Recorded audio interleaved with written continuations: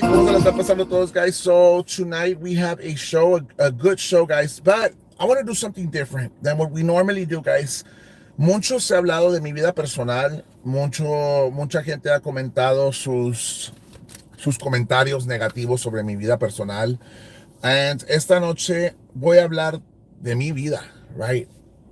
Para que otra gente no se la tenga que contar. I'm going to speak about my personal life so you won't have to hear it from other people's ears, guys.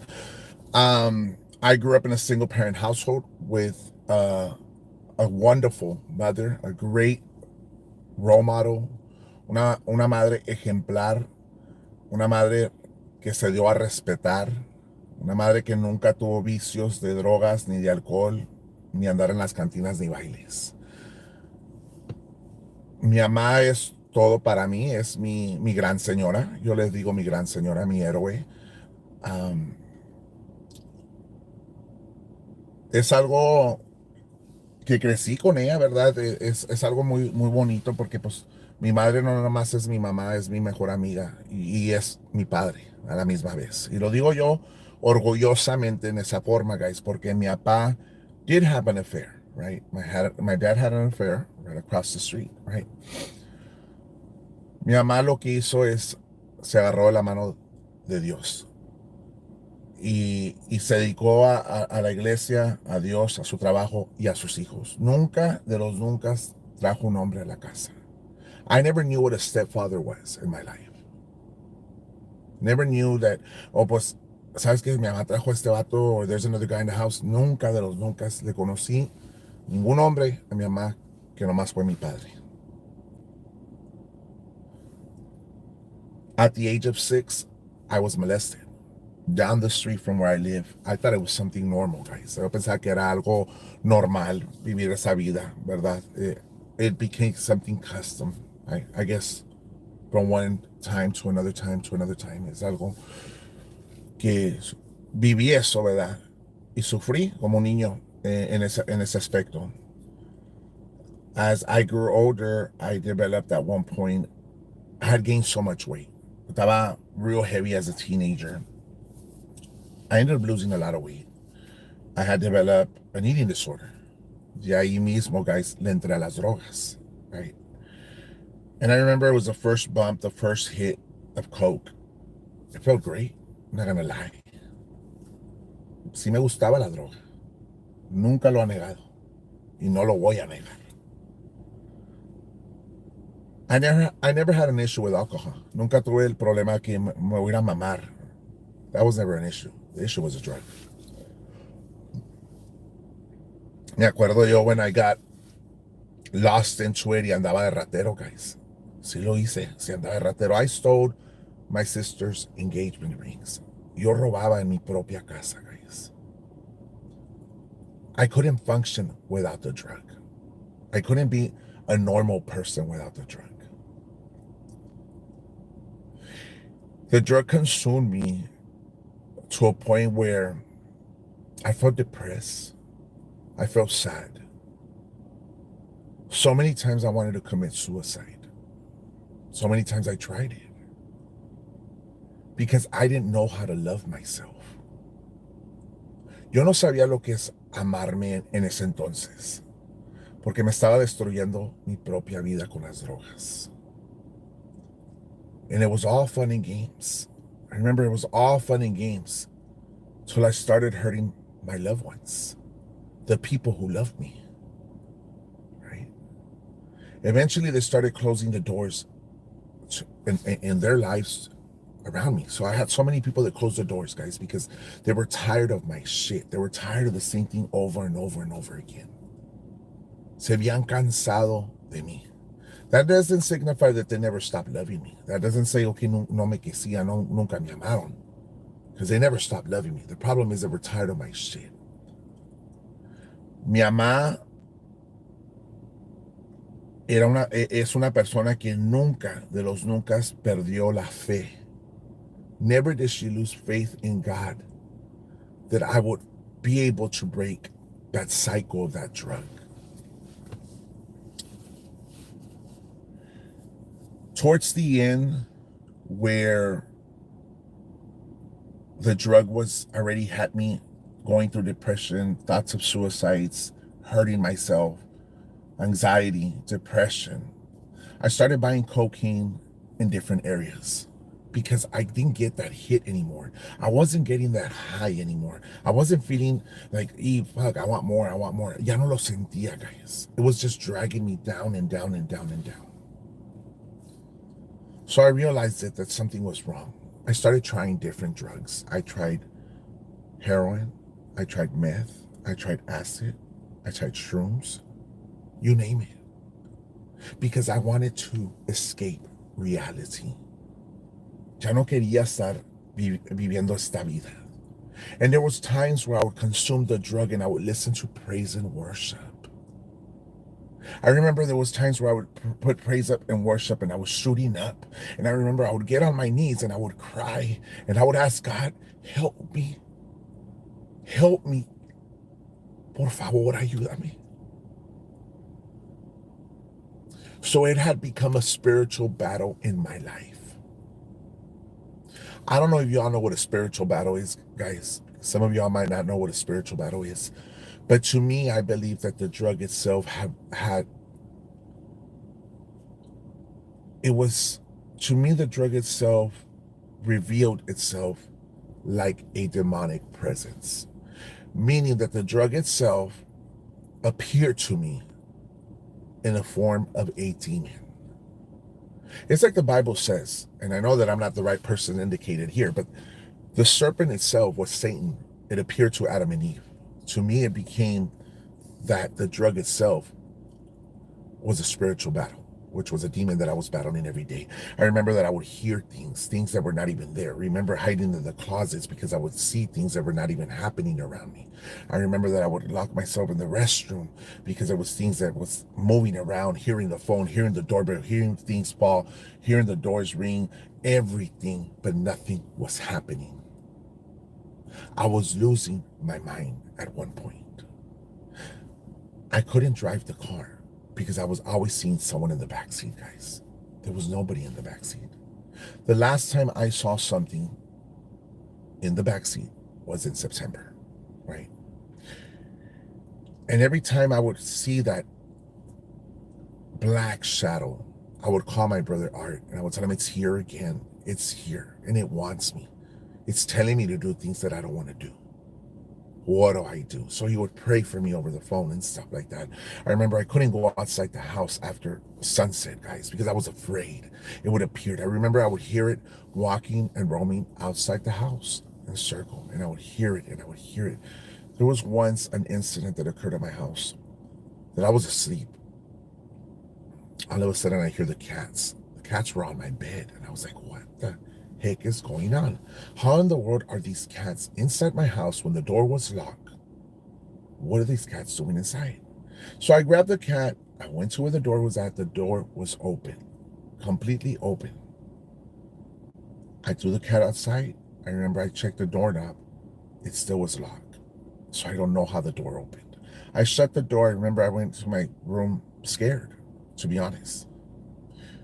I felt that presence again, and I saw it standing and looking at me directly. Remember, I couldn't move, I couldn't yell, I couldn't do anything but pray. I closed my eyes at that time and I asked God to help me. And I rebuked it in the name of Jesus, guys. So this drug itself had become a spiritual battle because it started making me believe things that were not happening, seeing things that were not common, hearing things like my name being said, and nothing like that was going on. So towards the end, I remember my mom would pray at night and would say, Diosito, el día de mañana que me recojas, recógeme con tu hijo. My mom knew that I was lost, guys. Every day I would hear her pray for my salvation. Every day I would hear my mom pray and ask God to save me from that addiction. Because it was not only consuming myself, but it was consuming my family. And that's what people need to understand.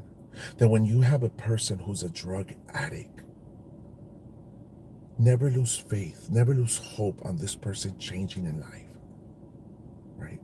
That is why I'm not ashamed to share my story with any of you guys. I'm not embarrassed platicarle las pendejadas que hice yo en esta vida. Nunca lo voy a negar. I've never, ever, ever denied it. And I'm never going to deny it. Because my past is my living testimony, guys. Because of my mistakes that I've done in my past, I was able to overcome them because God helped me overcome them. And now I share my story to each and every one of you and other people, because you might have a loved one that is going through an addiction. You might have a friend that is going through an addiction, or a relative, or yourself going through an addiction, and you're trying to dig yourself out of it.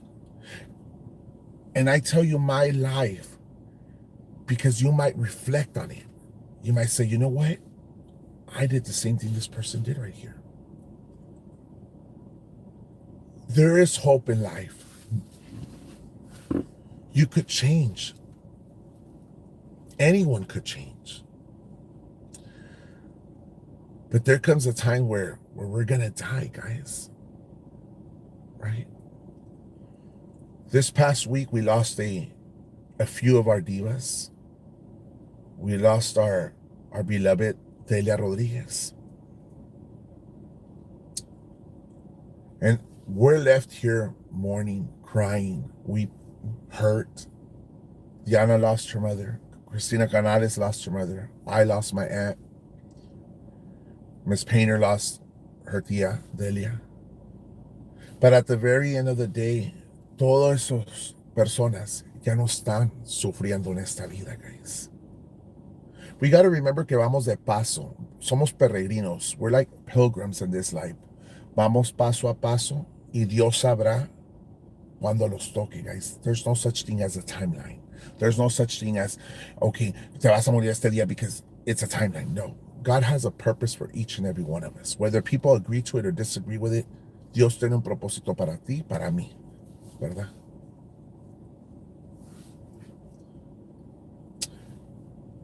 I remember at night when I wanted to change from this addiction, guys. There was a song that I always played. There was a song that I always played, guys. Y me acuerdo cuando ponía esta canción, lloraba, guys. Lloraba bastante, guys. And I'm going to play it here. And I want you all to listen to the lyrics.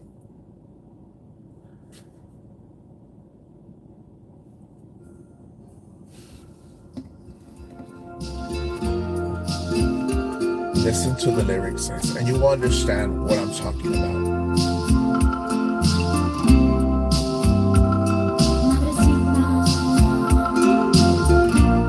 Solamente llamo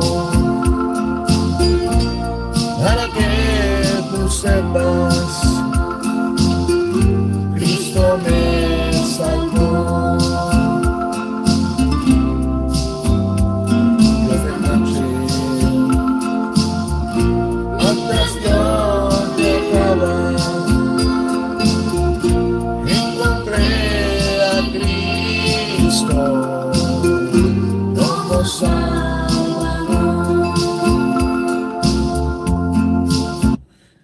This part right here, guys, just remember when I told you guys que mi mamá se quedaba praying, ¿verdad? Porque yo andaba perdido en las drogas, guys. I remember her prayers and her prayers and her prayers and her prayers. And the song itself will explain to you what I'm trying to get the message across, guys.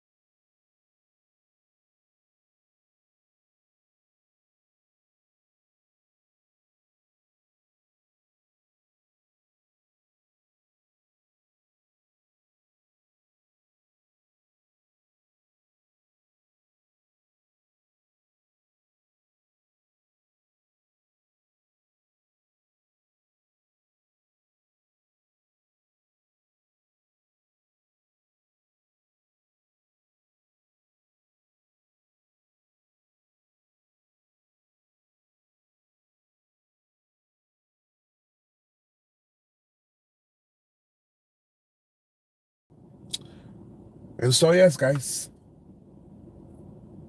God is who changed my life from that addiction. He helped me break that chain, that cycle of me not being able to love myself, embrace myself, accept myself. It was very difficult. At the beginning, I tried so many times to change, and so many times I relapsed, guys. So many times I fell back to it and back to it. And I remember I would say, you know what, I'm going to do just a 20, just a medio, just an 8 ball, a siete. But I would go back to days being on drugs. I would not be able to function, as I could not go Facebook Live. I would disappear completely from social media. I would disappear from everything, guys, because I could not function with it. And there was times where it's like, God, what do I do? And I would question God. My mom in 2019, she had developed gastroparesis. When she developed gastroparesis, because of the diabetes, her stomach became paralyzed, right? So she was not able to sustain food in her stomach. She was always throwing up, throwing up. I was always in and out of the hospital with her. She then developed Vida. Because of so many antibiotics, it killed the good bacteria. So, she was a mess, guys. Um, the doctors, the GI doctor says she had even developed cirrhosis in the liver because she had a fatty liver, guys. So it's like, what do I do? What am I doing? I remember I would ask God every night. I would stay up crying, crying, crying, crying. And I would ask God, what do I do? ¿Qué puedes hacer yo para que mi mamá se salve? And God told me within the prayers, guys, within the dream, I remember I fell asleep.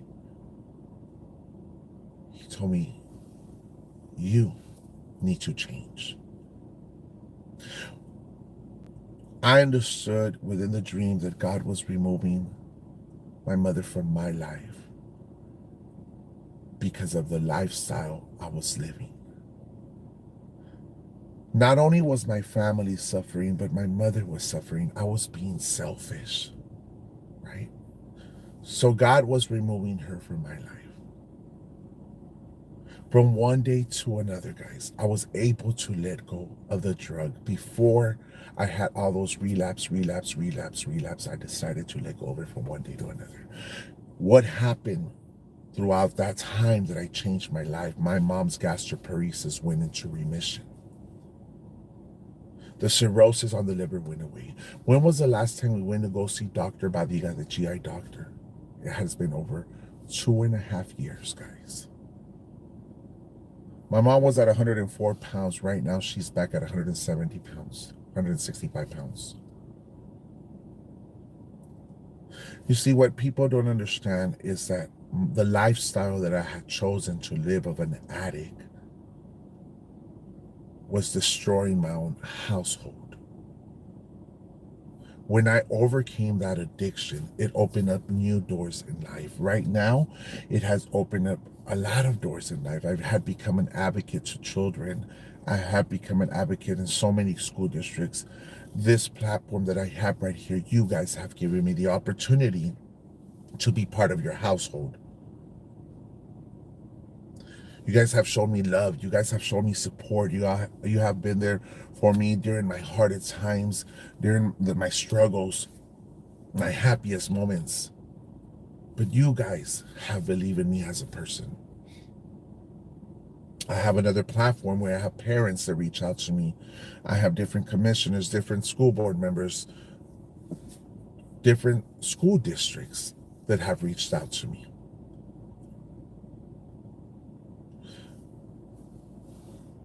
I was able to find the gift that God gave me as a person. My gift is to help. My gift is to return back to the community.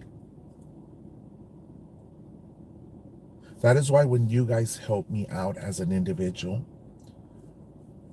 y tengo con qué ayudarle a la otra gente, yo les ayudo con lo que ustedes me han ayudado. Some of y'all might get upset. Some of y'all might say, no, you're doing wrong. Guys, donde come uno, comen dos.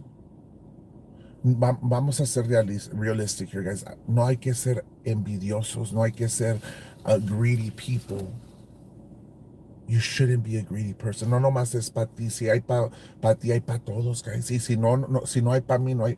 Pues no, pues si no podemos comer todos de un mismo plato, guys, mejor no que no haya para nadie. Delia was a very giving person, guys. Delia, todo el mundo le estaba ayudando todo el tiempo, guys. My aunt Anita, the Anita, always giving people away, people stuff, guys. Sus dulcitos, sus cookies and stuff like that.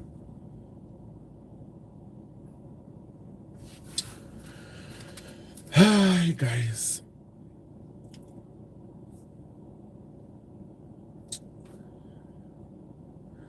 I wanna end the show tonight, guys, with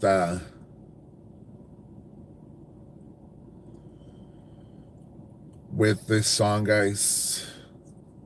And I know it's a short show tonight, guys, but it's because I left my aunt's